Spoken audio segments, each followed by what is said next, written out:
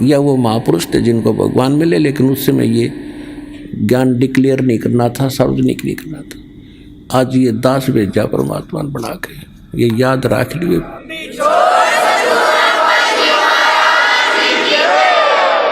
इतनी उम्र बुलंद मरेगा अंतरे, क्यों? क्योंकि सतगुरु लगे न कान, न बैठे वो संतरे। ना तो कोई सतगुरु मिला, वो संत नहीं मिले, जिस कारण से कहते सुखदेव ने 84 भुगती बना पजावे खरवो, और तेरी क्या बुनियाद पर तू पंडा पंथ पकड़वो। ऐसी साधना करके सुखदेव जैसे महर्षि ने गधा बनना पड़ा। एक बार अपनी हिस्ट्री बताते हैं सुखदेव जी। उसको दिव्य दृष्टि प्राप्त हुई और डिस्कशन चल रही थी, उसमें एकदम झटका लगा उसको सब ऋषियों के बीच में उसने अपनी आत्मकथा बताई कि एक समय मैं गधे की योनि भोग रहा था और कुम्हार ने खूब काम लिया पुजावे के ऊपर, और जब मैं अंधा हो गया मुझे छोड़ दिया। कर्म अनुसार अंग भंग होते हैं और यहाँ दोनों कर्म भोगने पड़ते हैं जब तक परमात्मा कबीर जी की भक्ति हम नहीं करते हैं। परमात्मा कबीर जी की भक्ति इस दास से प्राप्त होने के बाद आपके पूर्व के सारे पाप कर्मों पर क्रॉस लगा देगा, खत्म कर देगा, भगवान नष्ट कर देगा। जब ही सतनाम हृदय धरो बहो पाप को नाश, हृदय से चिंगारी अग्नि की पड़े पुराने घास। 1000 टन घास पड़ा हो अड़ंगा और उसमें एक माचिस की सीख लगा दे, सारे ने फूंक कर राख बना देगी और चलेगी तेज हवा, कहीं की कहीं जाकर पड़ेगी, ग्राउंड साफ हो जाएगा। जैसे सूरज के आगे बदरा ऐसे कर्म छयारे, प्रेम की पवन करे चितवंजन जल के तेज नयारे। आत्मा और परमात्मा के बीच में ऐसे पाप कर्म बाधा बने हुए हैं जैसे सूर्य के बीच में बादल हों और तेज हवा चलती है उन बादलों को तितर बितर करके, और वो स्वच्छ प्रकाश आप तक पहुंचा देती है।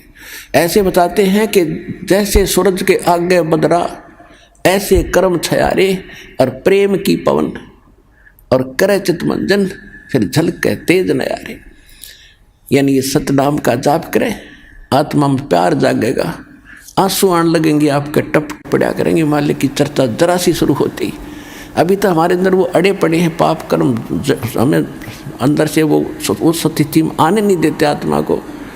और जब ये आत्मा उस स्थिति में आवेगी तो कहते प्रेम की पवन, और फिर करे चितमंजन, मालिक का शुक्र करे, याद रखे दाता ने, फिर झलके तेज न्यारी रोशनी होगी, आत्मा भगवान की तरफ बढ़ेगी। तो क्या बताते हैं कि सुखदेव ने 84 भुगती बना पजावे खरवो, और तेरी क्या बुनियाद प्राणी तू पेंडा पंथ पकड़वो।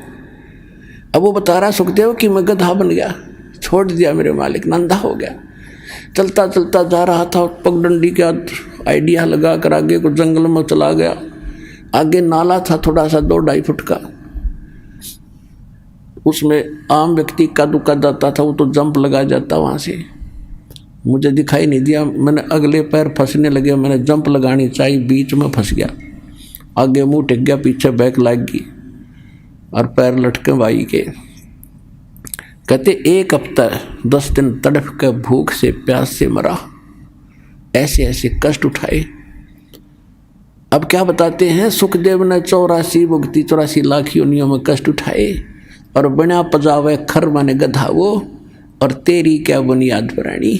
तो ये छोटे मोटे व्रत करता फिर इन पर घूम रहा है इधर उधर, इनसे कोई लाभ नहीं होगा, ये तो ऐसे महर्षियों की दुर्गति। और तो पेंडा पंथ पकड़, वो पेड़ा वो मार्ग, वो यथार्थ भक्ति मार्ग पकड़ दो। तत्वदर्शी संत बताते हैं उस ज्ञान को ग्रहण कर, उस भक्ति को कर, तब तेरा छुटकारा हो। अब परमात्मा से ज्ञान प्राप्त करके आदरणीय गरीबदास साहिब जी क्या कह रहे हैं, मन तू चल रे सुख के सागर, जो शब्द सिंधु रत्नागर। अब सुख सागर किसे कहते हैं? शंखो लहर मेहर की उपज, कहर नहीं जा कोई, दास गरीब अचल अविनाशी, सुख का सागर सोई। शंखों लहर मेहर की उपजे। जैसे मेरे दास के साथ तो बहुत बार ऐसी घटनाएं हुई है, कभी पहले भी नाम लेने के बाद तो बहुत ज़्यादा होता है। अकेले बैठे हो, चिंतन मालिक का चल रहा हो, ऐसी स्थिति आ जाती है चाहे किसी ने हमें कितनी पीड़ा दे रखी है, कितना दुखी कर रखा है, तो उसके प्रति भी द्वेष नहीं आता। ऐसी सब अपनों सा दिखाई देता है, कोशिश करके भी नहीं होता, और वो होती है थोड़ी सी देर की। उसके बाद 100 कोशिश कर लेते हैं उस तरह से तिथि माने की, नहीं आ पाते हैं। तो वह मेहर की लहर थी, उसके जाने के बाद कहर की लहर शुरू होगी। उसने ऐसे क्यों कर दिया, उसे वो ऐसे क्यों बोला, वो करना है, वो रह गया, वो नुकसान हो गया, उसने वो ऐसे चलेंगे, वो करेंगे, ये कहर की लहर टूटी होगी शुरू। तो कहते हैं वह शंखों लहर मेहर की उपजे, वह ऐसा भाव रहेगा, और कहर नहीं, जहाँ कोई दुख नहीं, कोई कष्ट नहीं। और दास गरीब अचल अविनाशी, सुख का सागर सोई। अब क्या कहते हैं, मन तू चल रहे सुख के सागर, जहाँ शब्द सिंधु रत्नागर। रत्नागार, आगार मन डिपो खान, वहाँ सुख की खान है। सतलोक यानी जिसमें कि उस चीज का अभाव नहीं, कोयले की खान है, कोयला निकालने जा अंत नहीं आता। कहते वो आगार है, डिपो है सुख का, सुख सागर। रत्न आगार, आगार माने रत्न यानी सुख रूपी रत्नों का भंडार है वो। फिर क्या बताते हैं, कोटि जन्म तन भर मत हो गए, और कुछ नहीं हाथ लग्या रे। कुकर सुकर खरबा बोरे, कौआ हंस बगारे। कोटि जन्म तू राजा की न मिटी न मन की आशा, और भिक्षुक होके दर दर घूमया, ये मिला ना निर्गुण रासा। आप ऐसे भी साधक रहे हो, घर त्याग दिया प्रेरणा पाके, जंगल में बैठ के गांव से भिक्षा मांग लाए, सूखी रोटी जैसी मिली उनको 2-2 3-3 दिन वृक्ष का बांध देते थे पहले ऋषि मिली, और सूख जाती थी, फिर उनको पानी में भिगो भिगो के 2-2 दिन खाते थे कि रोजाना कौन जावा टाइम वेस्ट कर ले। कैसे ऐसे कहते हैं, ऐसे कठिन तप साधना भी तूने की जिसके कारण आप इंद्र की पदवी भी प्राप्त कर ली, स्वर्ग का राजा बने, पृथ्वी के राजा बन गए। आप ब्रह्मा विष्णु महेश की भी पदवी प्राप्त आपने कर ली, लेकिन आपका यो जन्म मरण नहीं मिटा, यो कष्ट नहीं मिटा इस सत्य साधना के ना मिलने से। कहते इंद्र कुबेर ईश की पदवी, और ब्रह्मा वरुण धर्मराया, और विष्णुनाथ के लोक को जाकर तो फिर भी वापस आया। अब देखो, हम तो एक छोटे से क्षेत्र के कोई चेयरमैन बन जा, सरपंच बन जाता है, बस उस समय काख पीटे बिना ज्ञान के, और चेयरमैन बन जाता कहना है कि एमएलए एमपी बन जा, पता नहीं क्या बन गया। तो इस प्रकार परमात्मा कहते हैं, तो पूरे स्वर्ग के राजा इंद्र, वो तो स्वर्ग में तो वैसे जीव आम आदमी जाना चाहता रहा कि वहाँ तो गुणा सुख से एक सिंपल मैन को भी, तो उसकी तुलना में वहाँ के इंद्र को, वहाँ के राजा को, सुरपति देवताओं के राजा को कितना सुख होगा, उसकी थोड़ी सी झलक बताते हैं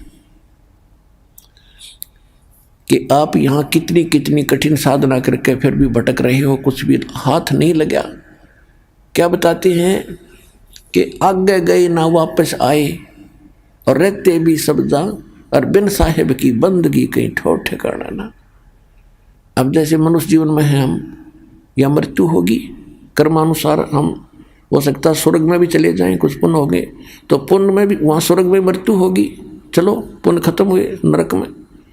अब नरक का समय भी निर्धारित होता है, वो पूरा होता है, चलो गधा बनो, गधे का भी निर्धारित है, मरो फिर चलो कुत्ता बनो, और फिर कभी मनुष्य बनो तो मनुष्य बनो, और फिर मरो फिर चलो, या चलो चलो मिटेगी। अब इस दास से दीक्षा लेकर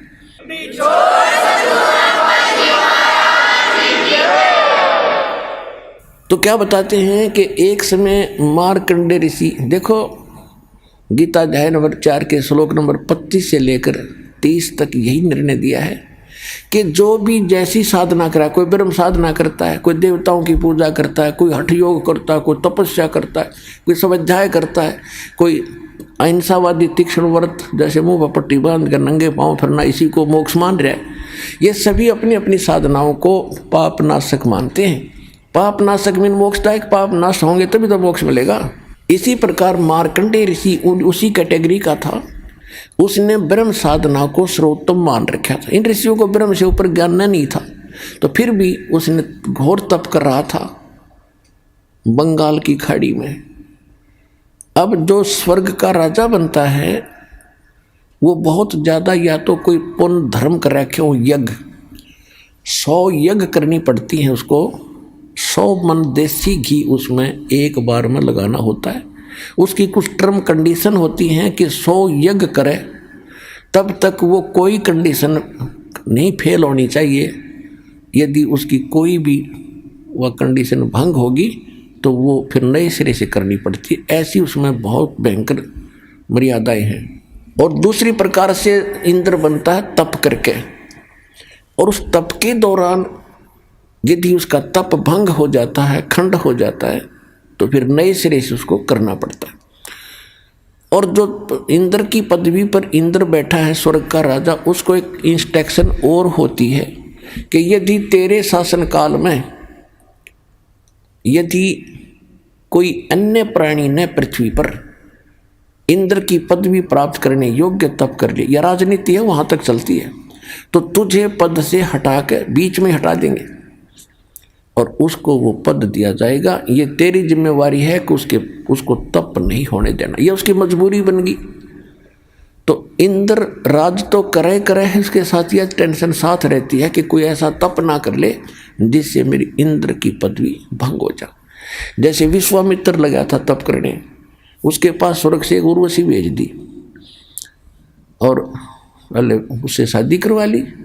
एक लड़की होगी, 6 महीने बाद घेर कर लड़की ने भागी, मेरा काम पूरा हुआ ऋषि जी, संभाल तेरी बेटी ने। तो ये सब इंद्र का जाल है, इस काल का जाल, इस इंद्र ने ये सब कर रखे हैं। इसको सतर्क रहना पड़ता है। इसने सब जगह अपने गुप्तचर छोड़ रखे होते हैं। तो गुप्तचर ने आके बताया कि एक मार्कंडे नाम के ऋषि बैठे बंगाल की खाड़ी में, बहुत समय से तपस्या कर।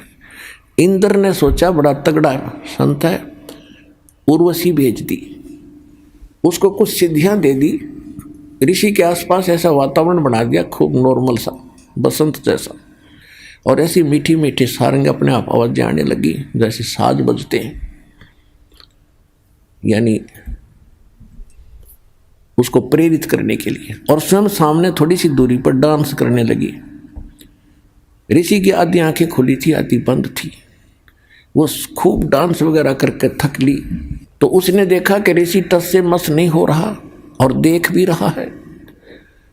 लास्ट में वो डी वस्त्र होगी, कति नगन खड़ी होगी कपड़े उतार के।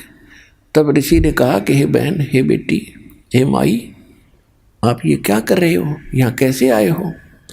तो शर्मिंदा होकर उसने सब वस्त्र पहन लिए। फिर आके कहने लगी कि हे ऋषि जी, मेरे इस रूप को देखकर इस बनखंड में जितने भी और तपस्वी थे वो मुझे मालूम है उनकी क्या दशा होगी, लेकिन आप पता नहीं आपकी समाधि कहाँ थी और आपको ये प्रभाव नहीं हुआ। तो ऋषि ने कहा कि जहाँ मेरी समाधि थी, जहाँ मैं डांस देख रहा था, वहाँ तेरे जैसी तो नाचने वालों की नौकरानी थी, उनके पैर धोने वाली। तुझे क्या देखूं फिर मैं? अगर तेरे से कोई सुंदर हो ना उसने भेज दे। तो वो कहने लगी जी, इंद्र की पटरानी मैं ही हूँ, यानी सबसे ब्यूटीफुल औरत स्वर्ग में इंद्र की पत्नी होती है, उसका नाम सची होता है। तो मार्कंडे ऋषि ने कहा कि मेरी समाधि ब्रह्मलोक में थी। ब्रह्मलोक सबसे बड़ा होटल है इस काल का। प्रत्येक, जैसे एक तो कॉमन होटल है स्वर्ग नरक को, तो कोई जाओ उसमें।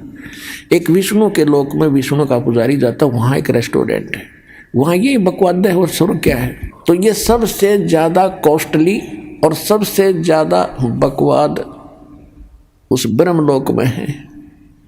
तो मार्कंडे, अब जैसे आप देखते हो, हम अब देखो, हमने देखा करते, एक देखा हमने बड़े ऊंचे से टीले पर बैठे एक साधु, जब यो ज्ञान नहीं था, और चमटा गाड़ रखा, धूना ला रखा, और लोग जाओ, कोई दूध का लोटा ले जा रहा है, कोई कुछ ले जा रहा है, और दर्शन करें जा जाके माथा टेके, दूर तक दिखे। अब उसके बारे में इस सूक्ष्म वेद में बताया है गरीबदास साहिब जी ने कि डिम्ब करें, डिम्ब माने पाखंड ढोंग करें, और डूंगर चढ़े, डूंगर माने ऊंचे स्थान पर बैठेंगे ये, ताकि दूर तो सब न दिखूं मैं कुछ कर रहा हूं, और अंतर झीनी झूल जग जाने ये बंदगी करे, ये बोवें सूल बबूल, ये तो खोटे खोदे थे, इनको ज्ञान ही नहीं था। तप करें, तप से अगले जन्म में राजा बने, राजा ने खोटे कर्म करे, अगले जन्म में नरक। तपेश्वरी सो राजेश्वरी, राजेश्वरी सो नरकेश्वरी, तप से राज राज मद मानव, सूक्ष्म वेद में लिखा है। और जन्म तीसरे फिर शुक्र स्वान। तो मार्कंडेय ऋषि तप कर रहा था, तो ये ब्रह्मलोक में इसकी समाधि चली। अब देखो, आप कहीं बैठे हो, कहीं पर भी बैठे हो, 10-20 मिनट में मन ऐसी प्रेरणा करेगा, चलो वहाँ चलते हैं, वहाँ बैठते हैं। बैठने की चेष्टा करोगे तो भी ना बैठने दे। और आप चले जाते तो सिनेमा देखने जाते थे पहले, अब तो नहीं जाएंगे हम। तो 3 घंटे का न्यों नहीं पता लग गया कितनी देर में गई, क्योंकि नई नई बकवास देखने मन को चाहिए, तो बैठा रहेगा। तो ये क्या करते हैं कि इनका कोई कमल खुल जाता है साधना से, ऑटोमेटिक, कोई पिछले संस्कार से। पहले भक्ति युक्त लोग थे, बहुत थे, अब ना खुलता किसी का, तो वो पुराने संस्कारों से वो खुल जाता था। तो उसमें वो क्या देखते हैं, जैसे टेलीविज़न ऑन हो गया आपका, कोई चैनल चाल पड़ा, तो उसमें वो कार्यक्रम रिले तो कहीं और से हो रहा, देख रहे हो टेलीविज़न में। तो ऐसे जो ब्रह्मलोक में डांस हो रहा था, उस ऋषि ने वहाँ दिखा था, वो सामने, वो खुल कर सामने रिफ्लेक्ट हो जाता, जैसे डिस्प्ले पर आ जाता है। तो वो डांस देखा था, हम सोचा तपस्या कर रहा है, ना मन टेकन दे इन्हें। तो ऐसी थी इनकी तपस्या, मूर्ख बना। आप भी बन रहे थे, हम इनके पीछे लगे रहे, बड़े सिद्ध पुरुष हैं।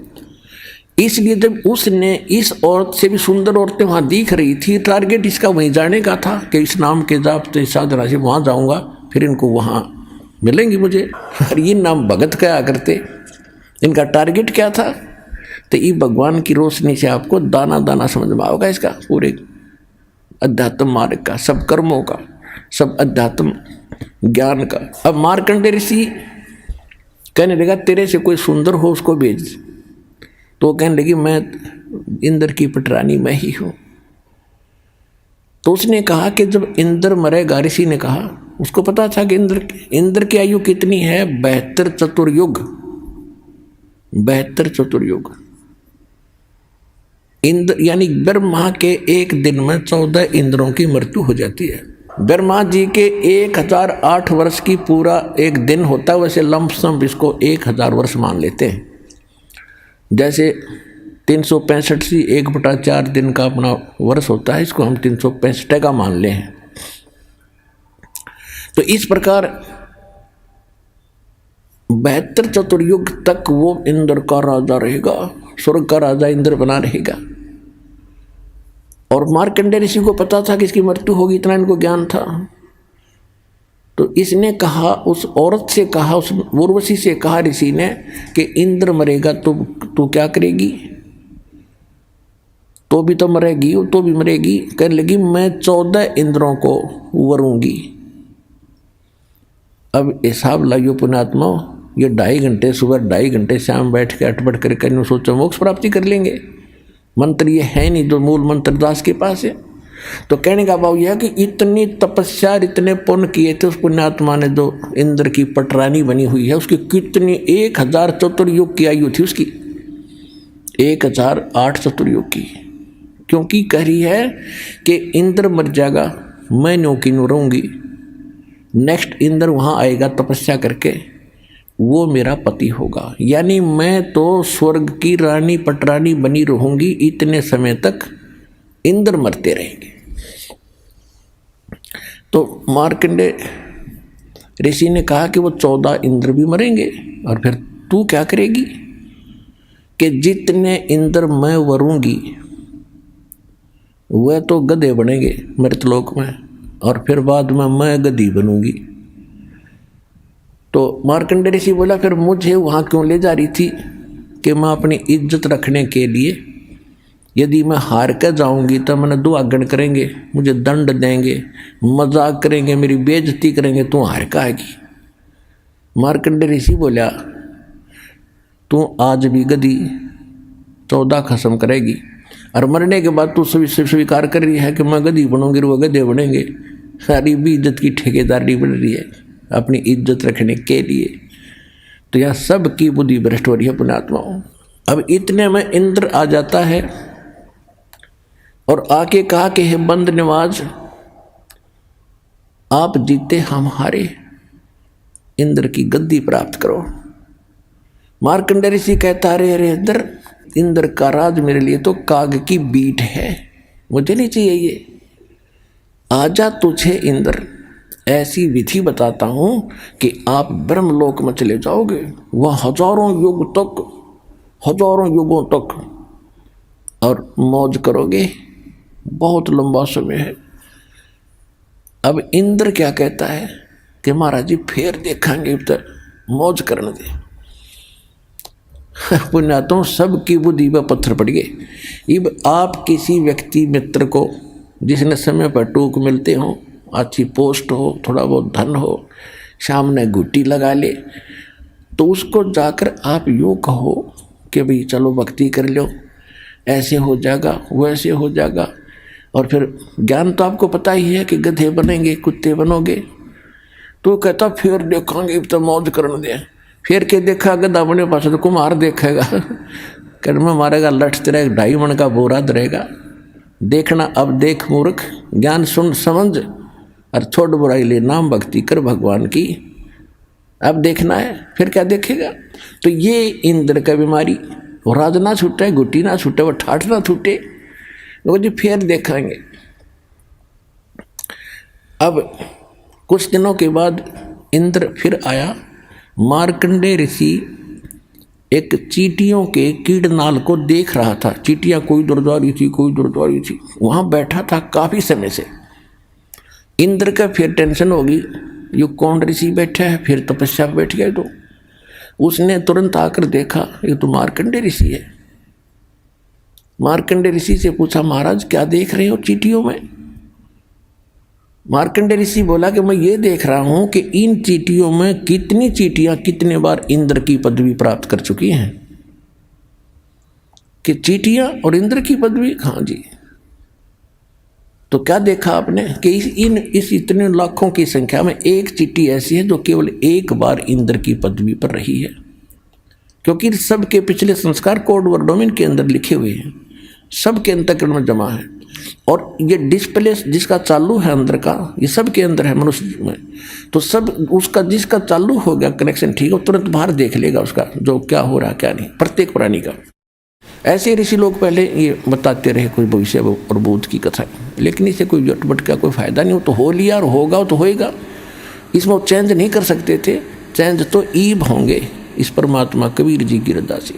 अब छुटकारा भी होगा।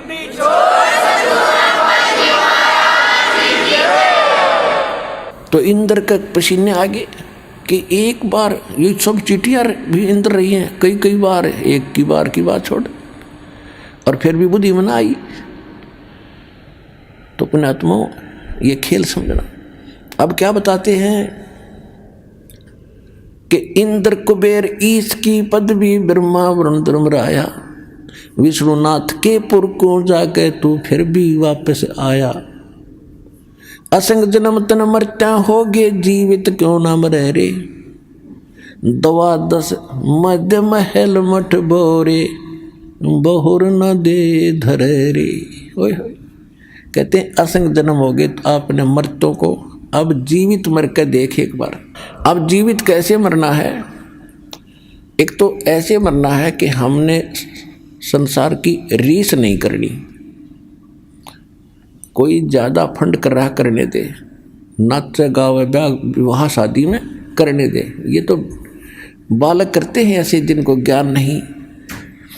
जैसे एक समय नानक साहिब जी मायूस बैठे थे, ऐसे ही कोई भक्त प्रथम बार गया, दूसरी बार गया, देखा कि साधु संत फकीर इतने मायूस क्यों हैं, क्यों दुखी दुखी से नजर आ रहे हैं, तो सुख, इनको तो टेंशन होनी ही नहीं चाहिए।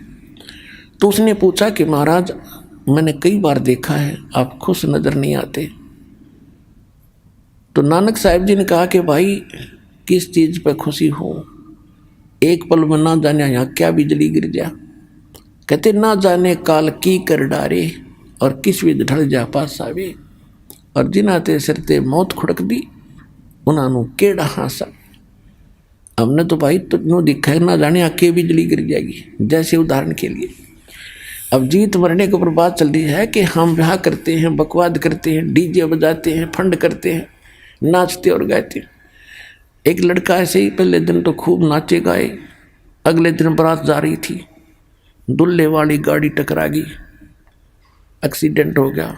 दुल्हे समेत रिलेटिव जो खास बैठे आ रहे हैं दुल्हे के साथ में, कोई भाई का बेटे, कोई बहन का बेटे हो, या कोई पति यानी कोई और विशेष, 8 के 8 मर गए इंक्लूडिंग वो दुल्हा। पहले दिन तो नाच रहे थे, कूद रहे थे, और फिर बाल पाड़ रहे, वो परिवार टक्कर मार रहे, हाहाकार मच गया। अब बजा लो डीजे। तो यहाँ संत बताते हैं अगर भक्त बनना है तो भक्तों की तरह चलना होगा, बकवाद नहीं चलेगी, ना भक्ति बनेगी, भगवान रुष्ट रहेगा आपसे। कहते ना जाने काल की गिरडारे किस विध ढल जा पास आवे, और जिनाते सिरते मौत खुड़क दी उन्होंने केड़ा हास आवे। तो इन ब्याह शादी में बकवाद नहीं करनी जब भगत बनना चाहते हो तो। और सिंपल ब्याह करना, कति सिंपल। वचन से बेटा बेटी पराई होती है। जैसे ब्रह्मा विष्णु महेश का विवाह किया था दुर्गा ने, देवी पुराण में पढ़ के देखियो। दुर्गा थी, 3 लड़कियां थी, 3 पुत्र थे। बड़ी का नाम सावित्री, ब्रह्मा से ब्याह दी, विवाह कर दिया, जा बेटा अपना घर बसा। दूसरी का नाम लक्ष्मी था, विष्णु जी से ब्याह दी कि तेरी पत्नी तू इसका पति जाओ, विवाह अपना घर बसाओ। ऐसे पार्वती शंकर का ब्याह दी फर्स्ट टाइम, और जा बेटा घर बसा, हो गया ब्याह। ना को बाती था, ना बराती था, ना डीजे बाजा, ना को हलवाई कढ़ाई चढ़ाई। तो भाई ब्याह करना ढंग से करो, कुछ रीस हुआ भी कर लो, ये बाद में शिव जी की बरात का डर फंड करें, ना शिव जी ना कुछ और, यहाँ अब भी फंड करेंगे। तो इस तरह की जो बकवादे हैं ये बिना ज्ञान के हम करते रहे, ये त्यागनी पड़ेगी। तो इस प्रकार हमने अपने इन सभी परंपराओं को कम करके और सिंपल वे से विवाह करेंगे, तो इससे हमारा 80% वजन टेंशन घटेगी। हम बेटी को दुश्मन मान बैठे इन परंपराओं के को बढ़ा के। हम ऐसे अबोध बालक हैं, जैसे जेठ की धूप में जून के महीने में बच्चा घर से निकल जाता है नंगे पैरों, छोटा सा बालक है, ठुमक ठुमक करके, और बाहर जाता है तो रेत में पैर जलते हैं और रोता है, फिर बैठ जाता है, पड़ जाता, पड़ कर फिर चूतड़ भी जले, पहले तो पैर जले थे, ये फिर और दूना रो रहा है। तो हम आज ऐसे बालक हैं, गलती करते हैं एक और कर लेते हैं, वो दूना दुख हो रहे। तो हमने इनसे बचना है, इन परंपराओं में नहीं फंसना है, तभी हम भक्ति कर सकेंगे। हम यात्री हैं, हम सफ़र कर रहे हैं अपने भक्ति पर, और यात्री ज़्यादा वजन लेकर नहीं चल सकता। जब सारे घर ने ठा के चले तो किसा समझदार होगा वो। तो आप जी ने ये परंपराओं की गठड़ी अब रख देनी है, सिंपल वे से विवाह करें। ठीक है, जैसा आपको गुजारा दिया है मकान बना लो, लेकिन उससे काम नहीं लगे रहे, ना एक और बना लो, एक प्लाट और ले लूँ, और कल मृत्यु हो जाएगी, फिर उस प्लाट में कुत्ता बन कर बैठेगा पूछते साफ करके। तो यह अकल साथ रखियो भगवान वाली। अब प्रसंग चल रहा है कि असंग जन्म तो न मरता होगे, जीवित क्यों ना मरे रे।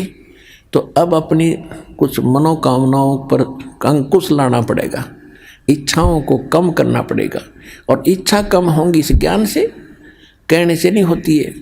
ये तो ज्ञान खड़ा दिखाई देगा आपको जब बकवादों में मन चल लेगा कि ना भाई नहीं, ये आदेश नहीं है, और ये यूजलेस है। सारा समय इस में खो दिया। सन 1983 की बात है, 84-83 की। एक बैंक मैनेजर ने रोहतक के अंदर सेक्टर वन में एक कोठी बनाई, उसमें 3.5 लाख रुपए लगे। आज तो वह मेरे ख्याल में 35 लाख में भी ना बने, और कुछ बैंक से लोन ना ले जैसे भी। और उसका मुहूर्त करे था, उस दिन एतवार का दिन था। सामान लेने के लिए वो निकला था स्कूटर उठा के, उस दिन जिस दिन उसकी मुहूर्त शुरू हो रही थी। उसके पुजारी आ रहे थे, पूजा करनी है। इधर पूजा होती है, उधर शराब स्वरूप तैयार रहती है कि एक बार पूजा वाले फारग हों, फिर गुट्टी शुट्टी लावांगे। ऐसी पूजाएं थी हमारी। स्कूटर उठा करके कोई सामान लेने गया था पूजा का या कोई अन्य आवश्यक वस्तु। आगे जाके टू व्हीलर स्कूटर तो स्कूटर टकरा गया, पड़ते कनपटी लगी फुटपाथ पे, वहीं पैर पसार गया भाई। अब उसको ठीक कौन रहेगा? आपकी तो कूतरू बनकर घूम रहा होगा। तो कहने का भाव ये है कि जो ये घटनाएं घट रही हैं और भगवान क्या बता रहे हैं, ईब आपके लिए एक दृष्टि बनेगी न्यारी। तो इस नज़र को देखकर फिर आगे चलना सफर में। अब क्या बता रहे हैं परमात्मा कि असंग जन्म न मर्त्या होगे, जीवित क्यों ना मरे रे। और 12 मद महल मठ बोरे, बहुर ना दे धरे रे। जीवित एक तो ये मरना है, संसार की चोचले देख के हमने उधर नहीं देखना ना चलना, तो हम जीवित मर गए। जो भगवान दे रहा है, परमात्मा ने यहाँ तक कह रखा है कि लुखी सुखी खा के ठंडा पानी पी और देख पर आई चौपड़ी मत ललचावे जी। जय तू चावे चौपड़ी तो बहुत करेगा पाप। भगवान ने जो तुझे दे दिया है उसको संतोष के साथ ग्रहण कर। यदि इसे हटकर कुछ करेगा तो पाप पकड़ के प्राप्त कर सकता है, और ये पाप हमारे दुश्मन हैं, हम क्यों करेंगे। और फिर क्या कहते हैं कि जीवित मरना दूसरी टाइप ये है, जैसे आप सत्संग में नहीं आते हो, किस लिए नहीं आते हो? क्योंकि काम खराब हो जाएगा, कोई जरूरी कार्य है और वो उसमें दिक्कत आ जाएगी। अपना आत्मा एक व्यक्ति रात्रि में नाइट सर्विस पर जा रहा था और उसने जल्दी थी कि वापस आऊँगा, और वापस आकर ये काम मेरे अधूरे हैं, इनको पूरे करूँगा, इसलिए रात को भी अपने उसमें काम में ही युद्ध लिया कि वो काम कराऊँ, फिर ये ज़रूरी काम दिन में करूँगा। और रास्ते में नाइट सर्विस एक्सीडेंट होगी, वो वहीं मर गया। वो रह गए धीरे रहे आवश्यक काम जिसके लिए रातों नहीं पड़ा था। अब आप जब वहाँ से चलते हो तो ये खुरापात काल पैदा करता है, कई प्रकार के करता है। परमात्मा ने हमें सतर्क रखा है कि मात पिता सुत स्त्री, आलस बंधु कान और संत मिलन को जब चले ये अटकावा आने। इनका अटकाया अटके नहीं, डटे नहीं, और आता है वो आवागमन सा। मात पिता सुत स्त्री, छोटे बच्चों के लिए जिन माता पिता को ज्ञान नहीं है वो बाधक बनते हैं। कहाँ जाता है? तीसरे दिन भाग जाता है। तू पढ़ता नहीं है, तो नौकरी नहीं करता है, नाश होएगा, है तो बर्बाद हो जाएगा। और जिनके माता पिता को ज्ञान है वो बच्चे बाप बन जाए, फिर कहाँ जाओगे? बूढ़े हो रहे हो कि तो गिर जाओगे, चोट लग जाएगी, क्या रखा है? वो तो नास्तिक है, वो सब उठपट बताता है। अब माता पिता को ज्ञान हो गया और बच्चों के वश हो गया, किराए उनको मांग करना, फिर भी जैसे तैसे वो आता है, उनका अटका अटके नहीं। अब किसी की स्त्री बाधक बनती है, ज़्यादातर बहनें बाधक बनती थी, पहले ज्ञान नहीं था। अब तुम्हारी बहनें बल्कि आगे आ रही हैं, ज्ञान से पता होता है। तो उनको डर रहता था, जो कहीं जाता है ज्ञान की बातें सुनता, कहीं छोड़ कर भाग ना जा, बाबा ना बढ़ जा और तू उजड़ जा, इसलिए वो स्त्री बहुत बाधा करती थी। अब बहनों को ज्ञान है, ये आगे को आती हैं, तो पति को ज्ञान नहीं है तो वो बाधक बन जाता है, क्या नहीं जागी वहाँ पर, क्या रखा है वहाँ पर, तीसरे दिन भाग जाती है, ये है। या फिर आलस फिर देखांगे इबका नहीं चलती सत्संग, अगले हम चल लेंगे। एक बार हमने सत्संग रखा था, स्टार्ट किए थे, दूसरा ही सत्संग था, खुले सत्संग शुरू किए जो 5-5 दिन के, 7-7 दिन के।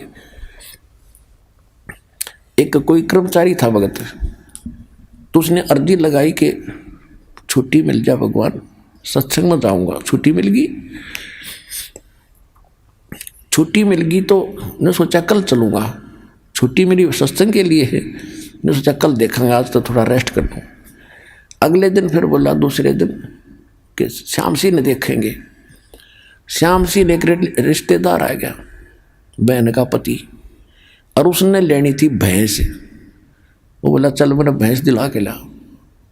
अब उसने ना नहीं कर सकता, तो पहले तो गांव में दिखाई, कोई पसंद नहीं आई, फिर दूसरे गांव में, फिर तीसरे गांव, यानी 7वें दिन बिना भैंस लिए दोनों वापस आ गए। इतना सत्संग पूरा हो लिया। तो जब उसने यो ज्ञान सुना, जब ने बोला जी आलस मार गया मैंने, कहते आलस कर लिया, तो फिर देखूंगा, तड़को देखूंगा, परसों देखूंगा। तो और शाम ने भी नींद नहीं थी, कल देखूंगा, ये सोच रहा था। जब लेट से हो गया, इतना मुँह आ गया, और 7 दिन धक्के खाता फिरा, कि गोबर में पड़ा, कि कहीं किसी का सोया, कभी रोटी मिली ना मिली, पैदल चले। वो 7 दिन मेरे बिरान माटी में गए, 6 दिन। अरे कान पकड़ दिया, सीधा आया करूँगा, ले छुट्टी मिलते बा क्या करूँगा।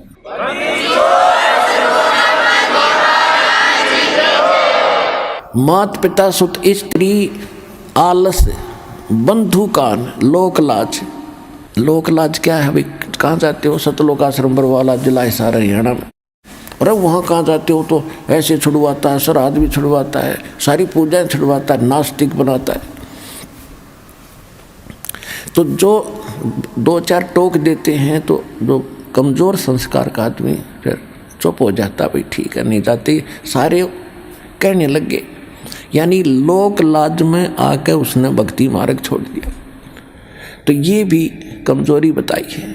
ये लोग कहते हैं, इसके बारे में परमात्मा बताते हैं कि कुल करनी के कारण, यानी लोक लाज के कारण अनसा गया बिगो, यानी इसने बट्ठा बैठा लिया, भक्ति छोड़ दी। और जब यो कुल के कर लेगा, जब तो 4 पाया का हो, गधा बन के घूमेगा, यो कुल तरह के ढाल लड़ा देगा। इसलिए परमात्मा कहते हैं मात पिता सुत स्त्री आलस बंधु कान, और संत मिल को जब चले ये अटकावे आने। इनका अटकाया अटके नहीं, डटा नहीं डटे। और संत मिलन को जा कह कबीर सो संत है आवागमन नशा। अब जैसे और दूसरा ये जीवित मरना है कि आप ये सोच लो, जब सत्संग का समय निकट आवे, फाइनल फैसला कर ले। जब भी महीने में 2 महीने में जब भी आप उचित समझते हो ना, उस दिन टाल नहीं करे। और ये सोच ले कि आज मान लीजिए मैं इस बहाने से, इस कारण से नहीं जा पा रहा हूँ कि वहाँ जाने से कहीं ये हानि ना हो जा। और क्या पता 1 मिनट में क्या बिजली गिर जाए, मृत्यु हो जाए तेरी, फिर परमानेंट टिकट कट गई, फिर और से काम तो फिर भी रह गया। इवन न्यू सोच ले, हे भगवान मेरी मृत्यु होगी, और जीवित मर कर सत्संग की तरफ चल पड़े। और 3 दिन 4 दिन 5 दिन जैसा समय 2 दिन आपका हो यहाँ लग गया। इब 3-4 दिन में कुछ काम खराब हो भी गा तो फिर जाके संभाल लेंगे। और जब परमानेंट टिकट कट जाएगी, जब क्या कर लेगा, तो फिर भी होना ही होना है। और परमात्मा के चरणों में आने के बाद बच्चों काम बिगड़ा नहीं करते, ये तो दूने बढ़ा करें। या बहुत भक्त ऐसे प्रमाण देते आकर के कि मैं चलना चाहता था, खूब कोशिश कर रहा था, पैसे नहीं थे, और अचानक एक ऐसा स्थान पर जहाँ कदे पैसे सपने में भी नहीं रखे, उसको वैसे उठाकर देखा, डायरी में 500 का नोट मिला। तो काम यो बिगड़न देगा आपके, जब काम बनाने वाला मिल गया आपको।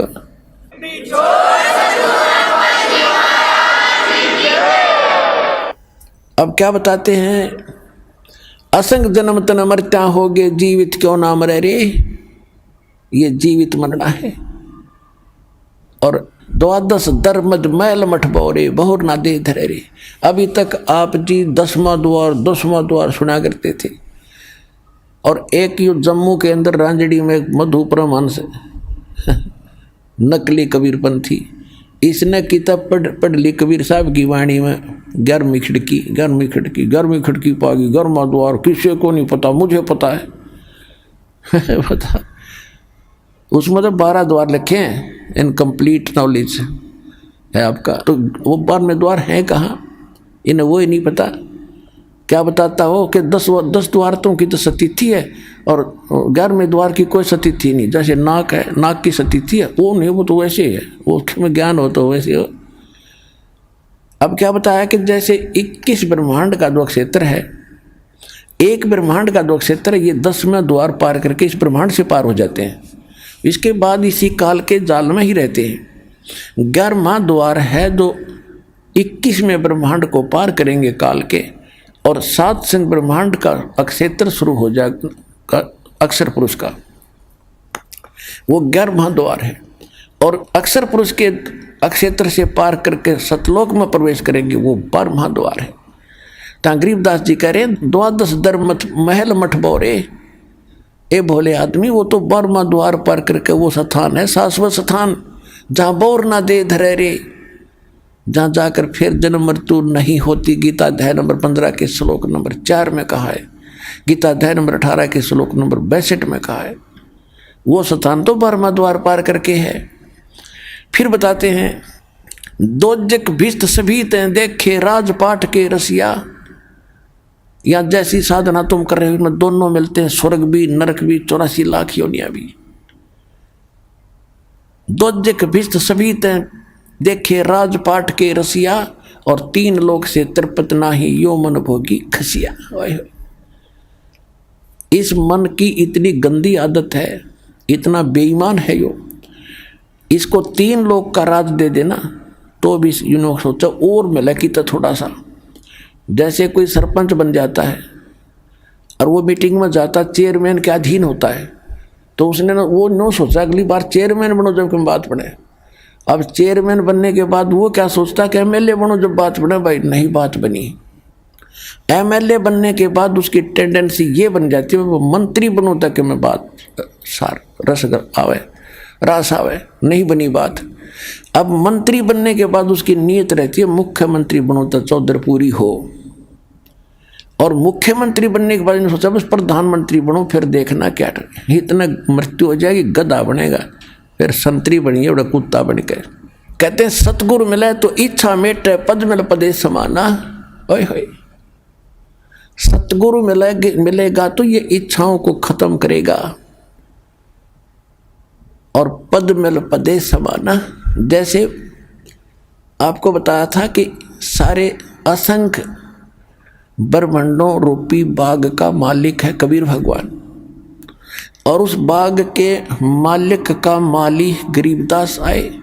उन्होंने ऐसी जड़ी बूटी हमें बताई जो उस परमात्मा के, और ये दास बना दिया नौकर उस बाग के माली का, और आप उसके पौधे हो। ऐसी जड़ी दे दी कि आपको हरे भरे रखूंगा।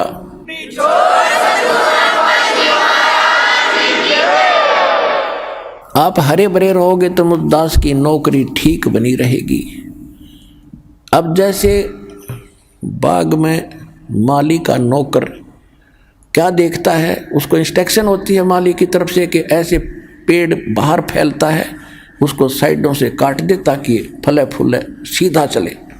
तो आपके अंदर जो बेमतलब की इच्छाएं हैं इस ज्ञान से ऐसे काट दी जाएंगी, नहीं सीधे चलो, बकवास छोड़ दो। सतगुरु मिले तो इच्छा मेटे पद मिल पदे समाना, और चल हंसा उस लोक पठाऊं जो आदि अमर स्थान।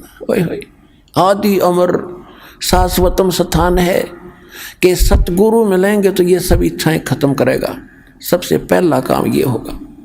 और फिर पद मिल पदे समाना, यहाँ देखो ये सुख संवेद है, ये तत्व ज्ञान है, इसके गजब के गुण रहस्य जो कैसे समझ सकते हैं अज्ञानी।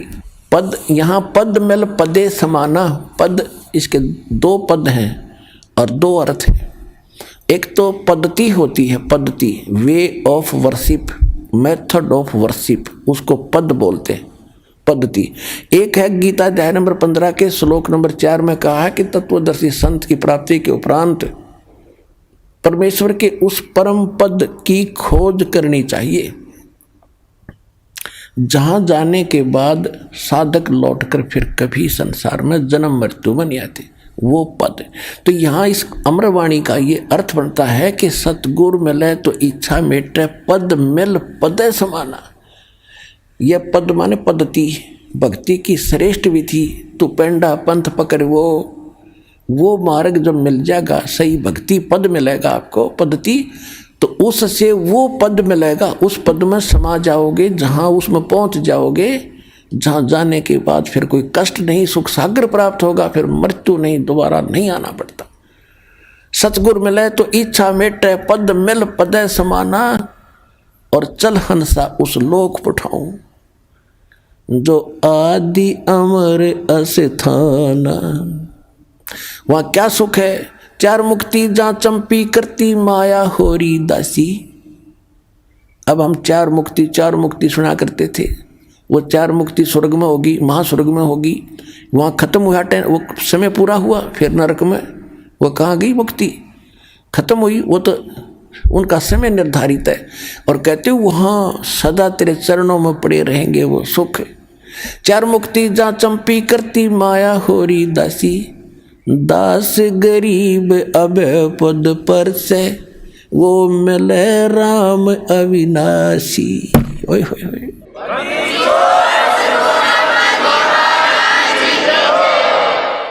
कौन सा अविनाशी राम? गीता अध्याय नंबर 15 के श्लोक नंबर 16 और 17 में 3 राम हैं, 3 पुरुष हैं, 3 प्रभु हैं, 3 स्वामी हैं। सरपुरुष, अक्षर पुरुष। सरपुरुष भी नाशवान, अक्षर पुरुष की स्थिति एज आपको बता दी, और ये भी बता दिया कि एती उम्र बुलंद मरेगा अंतरे। क्यों? क्योंकि सतगुरु मिले ना लगे न कान वो संतरे। ओए होए, एती उम्र बुलंद मरेगा अंतरे, सतगुरु लगे न कान न भेंटे वो संतरे। तो यहां क्या बता रहे हैं? सरपुरुष और अक्षर पुरुष ये दोनों, इनकी ये नासवान स्वयं लिखा उसमें, और जितने इनके अंतर्गत प्राणी वो भी जन्म मृत्यु के अंदर है। उत्तम पुरुषत्व अन्य परमात्मा इति उदाहरत, ये लोग तरम अविश्य विभर्ति, वो है अवय ईश्वर है। अवय माने अविनाशी, वास्तव में विनाशी। यहाँ बता रहे हैं कि चार मुक्ति जहाँ चंपी करती माया होरी दासी, दास गरीब अभय पद पर से, वहाँ वो मिले राम अविनाशी। तो उसकी विधि इस दास के पास है, शीघ्र से शीघ्र ग्रहण करो, मर्यादा से भक्ति करो, अपना कल्याण करवाओ। बोलो सतगुरुदेव।